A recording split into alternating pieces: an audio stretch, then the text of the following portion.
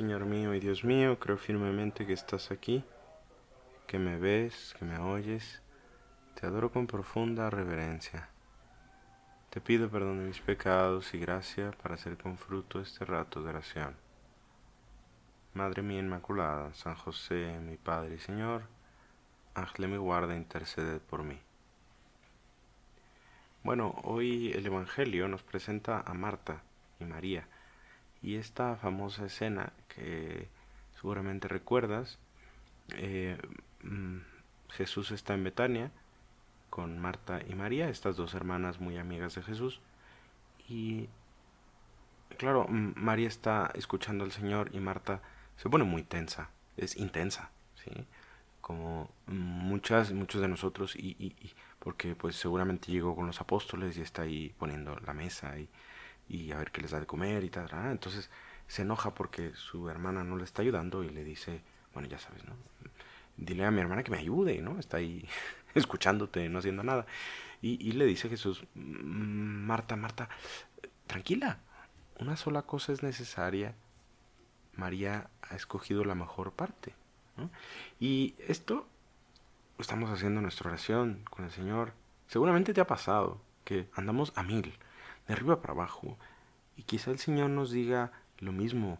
Fulanita, fulanito, tranquila, tranquilo, una sola cosa es necesaria. No es que Marta estuviera haciendo mal, no es que hay que quedarse sin hacer nada, no es que digas, ay, pues entonces no va a hacer la comida, no voy a ir a trabajar, no voy a ir a arreglar este problema, no, aquí me quedo tranquilo, no, hay que trabajar, hay que hacer las cosas, claro que sí, pero, pero no hay que hacer las cosas, es más, o yo te diría, no hay que hacer las cosas. ¿Sabes qué es lo que hay que hacer? La voluntad de Dios. Esto es. Lo importante no es hacer cosas, lo importante es hacer las cosas que Dios quiere, es decir, la voluntad de Dios. Y no es que Marta estuviera haciéndolo mal, estaba haciéndolo muy bien, pero quizá no estaba en el momento correcto.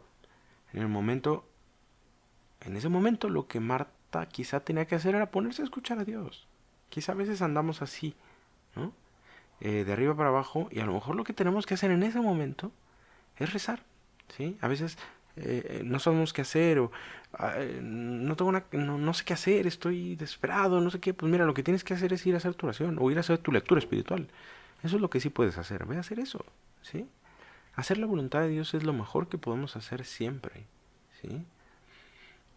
Y no es que luego María no debiera ayudar a su hermana, claro que sí, pero en el momento que tenía que hacerlo. Cuando hacemos la voluntad de Dios, podríamos decir que las cosas fluyen, como dicen ahora, ¿no? Fluyen. Hay tiempo para todo, hay tiempo para trabajar, hay tiempo para rezar, ¿no? Ese momento era tiempo para rezar. Y a veces, Señor, a mí me gana el activismo y a veces a mí también me gana esa intensidad y de hacer cosas y ir para arriba y para abajo y, y a veces se me olvida que lo importante no es tanto ir y no ir, o no ir, perdón, sino ir cuando hay que ir, ¿no? Y rezar cuando hay que rezar, ¿sí? Y no sacrificar el rezo por andar haciendo cosas o viceversa, ¿no? Porque también te digo, tampoco estaría bien pues estar rezando todo el día y no hacer nada, ¿no? Hacer la voluntad de Dios. No porque sea una recompensa o un castigo las cosas van a salir. No es que hacer la voluntad de Dios y Dios como te da una recompensa y te cumple las cosas. No, eso sería muy limitado. Es que es lo mejor que podemos hacer porque pues porque Dios sabe, obviamente. ¿Quién sabe mejor lo que hay que hacer sino Dios?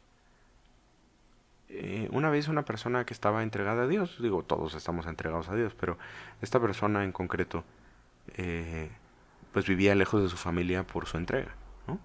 Y una vez hubo un problema familiar y entonces estaba entre la gran duda de si lanzarse a ayudar a su familia, es decir, viajar y dejar de lado por un momento las labores que estaba atendiendo, por ir a ver qué podía hacer con el problema familiar.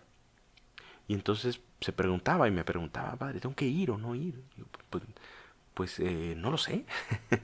¿Dejo todo para atender a mi familia o no? Y es que no lo sé porque, por un lado, uno puede decir, pues de entrada sí, porque es el cuarto mandamiento, ¿no? El cuarto mandamiento es honrar a nuestros padres y no podemos decir, oye, como yo estoy entregado a Dios, pues ahí arréglenselas, ¿no?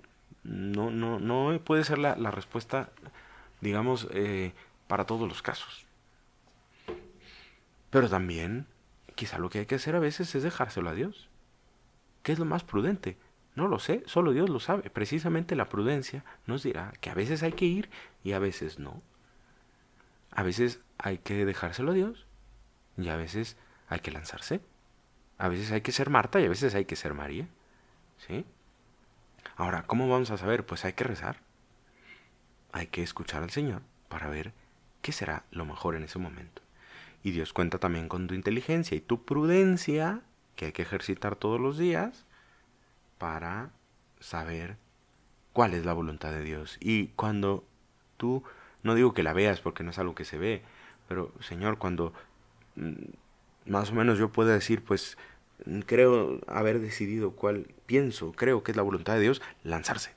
Porque tampoco nunca vamos a estar seguros. Pero al menos podemos tener una cierta rectitud de decir, pues mira, si me equivoco, al menos de verdad tenía la mejor intención de hacer la voluntad de Dios. La voluntad de Dios es eficaz siempre. Hoy en la primera lectura también Jonás hace algo parecido y me encanta esta lectura de Jonás porque Jonás es un personaje que nos puede servir mucho, a pesar de que es un libro tan antiguo. Es un personaje con el que nos podemos identificar muy bien, porque Jonás siempre anda sacándole la vuelta a Dios. De verdad, se resiste porque le dice, oye, yo quiero que vayas a profetizar y no quiere. ¿Por qué no quiere salir de la comodidad de su pueblo? Es la verdad. Y le dice, bueno, hazte a la mar. Y no, gracias. O sea, la pesadilla de todo israelita era hacerse a la mar. O sea, eran un pueblo para nada navegante, ¿no? O sea, le tenían pavor al mar. Y dice, no, no, gracias. Pero bueno, se lanza, ¿no? Termina lanzándose. Y luego le dice, oye, pues vas a ir a predicar a Nínive, ¿no? A Nínive, o sea, los enemigos, los grandes paganos enemigos de mi pueblo, jamás. Pero bueno, termina predicando. En fin, Jonás es un personaje que constantemente le está diciendo que no a Dios y al final hace las cosas.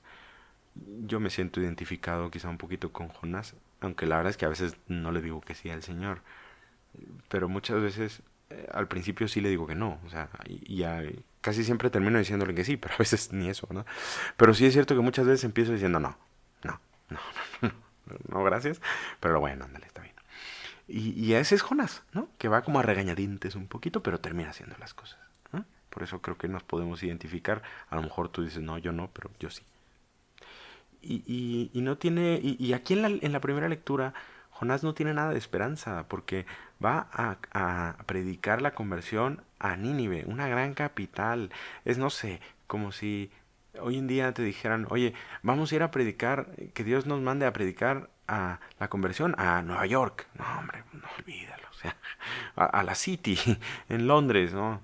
A las grandes capitales, a París, a Moscú, a la Ciudad de México, bueno, no sé quién quiera verlo como quiera, este, a la que tú quieras, ¿no? Y grandes metrópolis, cosmopolitas, ¿no? Donde, pues, ¿quién me va a pelar ahí? O sea, dices, claro que no, o sea, yo voy a llegar y conviértanse todos y nada, se van a reír de mí y tal.